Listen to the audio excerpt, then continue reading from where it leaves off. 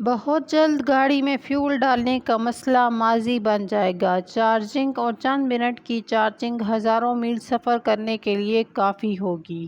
اور پھر گاڑی زمین پر نہیں، ہوا میں اڑے گی۔ اس میں ڈالنے والا ایندھن نہ جانے کیا ہوگا۔ بہت جلد موبائل میں انٹرنیٹ، ڈیٹا کی لمٹ، میموری اور بیٹری ٹائم کا مسئلہ حل ہو جائے گا، اور پھر اگلی سٹیج پر موبائل جیسی ڈیوائس ہی ختم ہو جائے گی۔ جسمانی مشقت سے کیے جانے والے کام مشینیں اور روبوٹ کریں گے۔ بنیادی ضرورت لائق ہی پیسہ کمانے کے لیے ہاتھوں کے ساتھ دماغ کا استعمال لازمی ہو جائے گا۔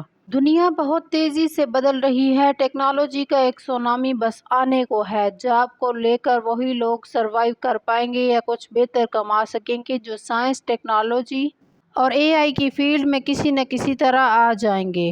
اور پاکستان میں جہاں آج بھی میٹرک کے بچے کو کمپیوٹر اور سائنس کے مضامین سکھائے نہیں بلکہ یاد کرنے کے لیے ناظرہ قرآن کی طرح پڑھائے جاتے ہیں۔ پریکٹیکل کے نمبر بازار سے بنی بنائی کاپی خرید کر رشوت اور سفارش سے لگائے جاتے ہیں۔ سائنس کو رٹا کر پوری کتاب کو گوٹا لگا کر رٹ لینے والا 1100 میں سے 1100 لیتا ہے، اور پلے اس کی سمجھ کا دھیلا بھی نہیں ہوتا۔ تو ایسے میں آنے والے 10 سالوں میں آج میٹرک کرنے والے یہ بچے اپنے آپ کو کہاں دیکھ رہے ہیں؟ ان کے والدین یا ان کو پڑھانے والے استاد یا حکومت یا تعلیم کو ایک بزنس ماڈل بنانے والا اس بات کو کبھی سمجھتے ہیں؟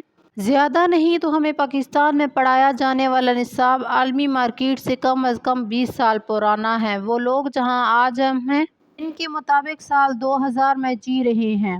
یہ خیال ہر وقت دامنے گیر رہتا ہے کہ اسکول کالجز میں جو بچوں کو پڑھا رہے ہیں وہ تعلیم مارکیٹیبل سٹینڈرڈ سے تو بہت ہی پیچھے کی دور کی ہے۔ ہمارے بچوں کی بنیادی ایکسپائرڈ نالج ہے تو آگے وہ اپنی لائف میں کیا بن سکیں گے؟